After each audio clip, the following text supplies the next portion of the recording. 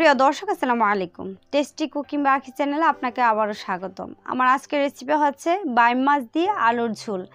আর একটু টেকনিক দিয়ে যদি রান্না করা হয় তাহলে দেখবেন প্রত্যেকটা খাবারই অনেক বেশি মজার হয়।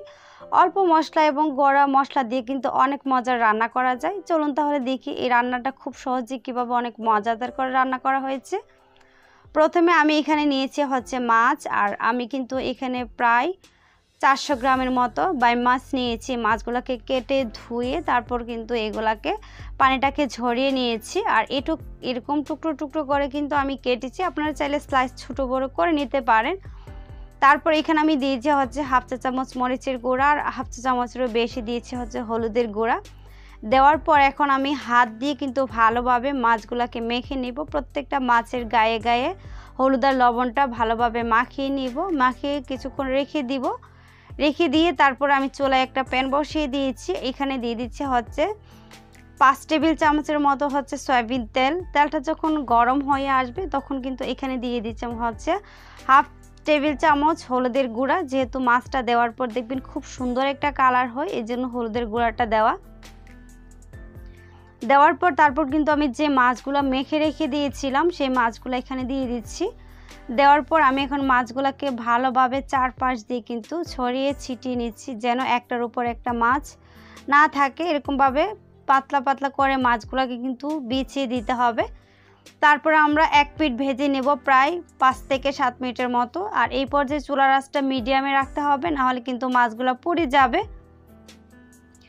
এক পিঠ মাছ ভাজা হয়ে গিয়েছে। এখন আমি মাছগুলোকে কিন্তু উল্টিয়ে দিচ্ছি, আর প্রত্যেকটা মাছ কিন্তু আমি এভাবে একে একে সবগুলা মাছ উল্টিয়ে নিচ্ছি। আর এই মাছগুলো কিন্তু একসাথে অনেকগুলো উল্টানো যায়। উল্টানোর পরে আবারও আমি মাছগুলো ভেজে নিয়েছিলাম আরও 5 থেকে 7 মিনিটের মতো। 5 থেকে 7 মিনিট পর আমি মাছগুলোকে উল্টিয়ে পাল্টিয়ে আরও 1 মিনিটের মতো ভেজে নিয়েছিলাম। এই যে দেখেন মাছগুলো কিন্তু খুব মচমচা বা খুব লাল লাল করে ভেজে নেওয়া হয়ে গিয়েছে। আর এই ছোটো মাছগুলো একটু লাল লাল করে ভেজে নিয়ে রান্না করলে খেতে কিন্তু খুবই ভালো লাগে। তারপর উঠিয়ে দেন চুলায় আবারও প্যান বসে এখানে দিয়ে দিচ্ছে হচ্ছে তেলটা যখন কিছুটা গরম হয়ে আসবে তখন এখানে দিয়ে দিচ্ছে হচ্ছে হলুদের গুঁড়া, আর দিয়ে দিচ্ছে হচ্ছে লবণ। সবগুলো যখন কিছুটা গরম হয়ে আসবে তখন এখানে দিয়ে দিব হচ্ছে আলু। আর আমি এখানে কিন্তু মিডিয়াম সাইজের 2টা আলু কেটে নিয়েছি। আপনারা চাইলে আলুটা ইচ্ছে মতো দিতে পারেন।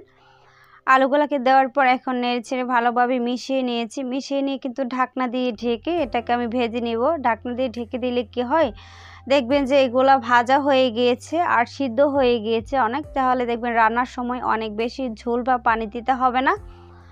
এই যে দেখেন আলুগুলো কিন্তু আমি ঢাকনা দিয়ে ঢেকে একেবারে সিদ্ধ করে নিয়েছি, আবার লাল লাল করে কিন্তু ভেজেও নিয়েছি। এখন আমি কিন্তু ভাজা হয়ে গিয়েছে, উঠিয়ে সাইডে রেখে দিয়ে কিন্তু চুলায় আবারও আমি প্যান বসিয়ে দিব।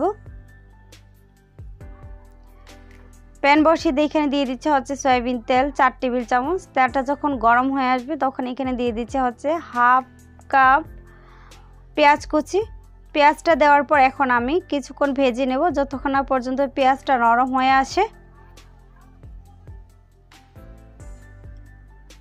পেঁয়াজটা নরম হয়ে আসলে এখানে দিয়ে দিচ্ছে হচ্ছে হাফ চা চামচ আদা বাটা, আর হাফ চা চামচ দিয়ে দিচ্ছে হচ্ছে রসুন বাটা। আদা আর রসুনটা দেওয়ার পর আবারও কিছুক্ষণ ভেজে নেব, মানে 1 মিনিটের মতো ভেজে নিলে হয়ে যাবে। 1 মিনিটের মতো ভেজে নিলে এর গন্ধটা চলে যাবে। তারপর এখানে দিয়ে দিচ্ছে হচ্ছে পানি, আর পানিটা দিবেন অবশ্যই, না হলে দেখবেন যে মশলা দিলে মশলাগুলো পুড়ে যাবে। পানিটা তারপর এখানে দিয়ে দিচ্ছে হচ্ছে স্বাদ মতো লবণ। তারপর দিয়ে দিচ্ছে হচ্ছে 1 টেবিল চামচ মরিচের গুঁড়া, হাফ টেবিল চামচ হলুদের গুঁড়া, হাফ টেবিল চামচের কম দিয়ে দিচ্ছে হচ্ছে ধনিয়ার গুঁড়া, আর হাফ টেবিল চামচের কম দিয়ে দিচ্ছে হচ্ছে জিরার গুঁড়া। দেওয়ার পর এখন সবগুলো উপকরণ বা সবগুলো মশলা একসাথে ভালোভাবে মিশিয়ে নিব। মিশিয়ে নেওয়া হয়ে গেলে তারপর কিন্তু আমি ঢাকনা দিয়ে ঢেকে মশলাটা খুব ভালোভাবে কষিয়ে নিতে হবে প্রায় 5 থেকে 7 মিনিটের মতো। 5 থেকে 7 মিনিট পর আমি ঢাকনাটাকে উঠিয়ে নিচ্ছি। ঢাকনাটাকে উঠিয়ে তারপর নেড়েচেড়ে মিশিয়ে নিব। মিশিয়ে নিয়ে তারপর এখানে আমরা দিয়ে দিব হচ্ছে যে মাছগুলো ভেজে রেখেছিলাম ওই মাছগুলো দিয়ে দিচ্ছি। তারপর এখানে যে আলুগুলো ভেজে রেখেছিলাম সেই আলুগুলো দিয়ে দিচ্ছি। মাছ আর আলু দেওয়ার পর আবারও আমি সবগুলো একসাথে মিশিয়ে নেব।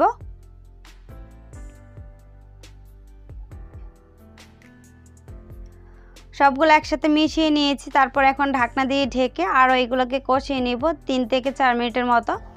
3 থেকে 4 মিনিট পর আমি ঢাকনাটাকে উঠিয়ে নিচ্ছি। এই যে দেখেন চারপাশ দিয়ে কিন্তু তেলটা ভেসে উঠেছে, এখানে কিন্তু কোনো পানি নেই। এখন আবারও সবগুলো উপকরণ একসাথে ভালোভাবে মিশিয়ে নিচ্ছি। মিশিয়ে নেওয়া হয়ে গেলে তারপর কিন্তু এখানে দিয়ে দিব হচ্ছে পানি। আমি এখানে 1.5 কাপের মতো পানি দিয়েছি। পানিটা দেওয়ার পর আবারও মিশিয়ে নিচ্ছি।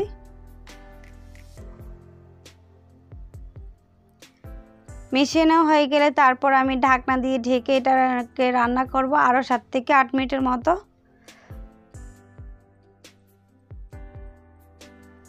7 থেকে 8 মিনিট পর আমি ঢাকনাটাকে উঠিয়ে নিচ্ছি। দেখেন ঝোলটা কিন্তু অনেকটাই কমে গিয়েছে। এখন আবারও মিশিয়ে নিব নেড়ে ছেড়ে। তারপর এখানে আমি দিয়ে দিচ্ছি হচ্ছে 5-6টার মতো কাঁচামরিচ, খুব সুন্দর একটা ফ্লেভার হবে। তারপর এখানে দিয়ে দিচ্ছি অনেকগুলো ধনিয়া পাতা কুচি। দেওয়ার পর এখন ভালোভাবে মিশিয়ে নিব।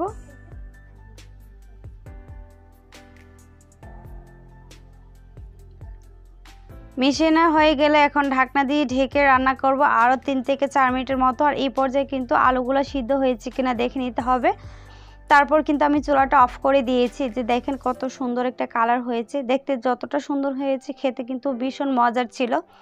আর আমার মনে হয় এই সিম্পল রান্নাগুলো খেতে অনেক বেশি ভালো লাগে। আশা করছি এই রেসিপিগুলো আপনাদের কাছে খুবই ভালো লাগবে। এরকম নিত্য নতুন রেসিপি পেতে আমার চ্যানেলটিকে সাবস্ক্রাইব করে রাখবেন। আর ভিডিও ভালো লাগলে ফ্রেন্ডস অ্যান্ড ফ্যামিলির সাথেও কিন্তু ভিডিওগুলো শেয়ার করতে পারবেন। আশা করছি সবার খুব বেশি ভালো লাগবে। সবাই ভালো থাকবেন, সুস্থ থাকবেন আর আমার সাথেই থাকবেন। আল্লাহ হাফেজ।